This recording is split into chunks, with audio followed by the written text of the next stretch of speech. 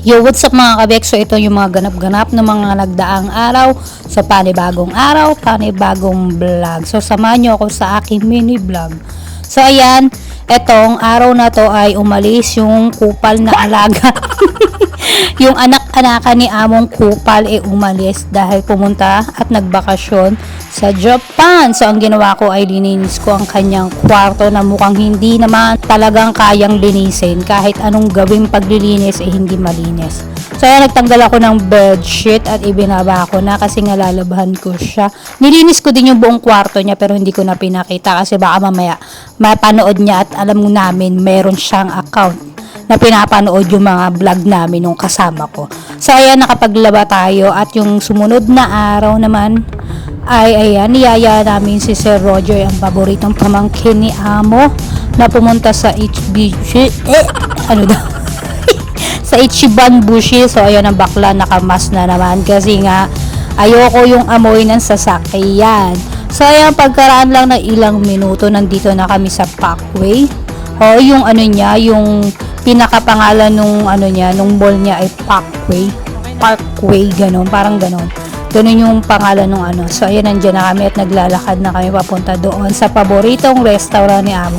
Ang cute ng mga upuan dito. Renovation, bagong renovation yung ano ng restaurant na yan kasi dati hindi naman ganyan yung itsura niya.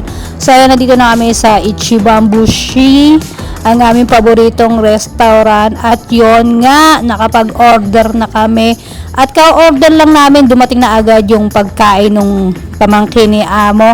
At ayan pala yung pagkain ni Amo na in-order, business sets ata yung in-order nila nung kasama ko ni ate. So ito yung sa akin, pork stick, ang sarap niya, promise. At meron tayong kanin at miso soup. So ayan, bakla, ano ko talaga siya, yan, tawag na feel ko talaga, ang sarap niya. So ayan, pagkaraan lang ng ilang minuto ay tapos na rin kami kumain at syempre pumunta muna tayo sa toilet para i-check ang CR dito sa Parkway. Ayan, bagong renovate din yung ano na yan, CR na yan, kasi dati hindi naman ganyan yun.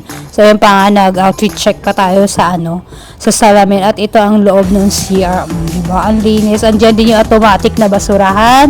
At syempre may libreng tissue. At ayan na nga, pagkatapos namin kumain at pagkatapos ko mag-CR ay pauwi na kami.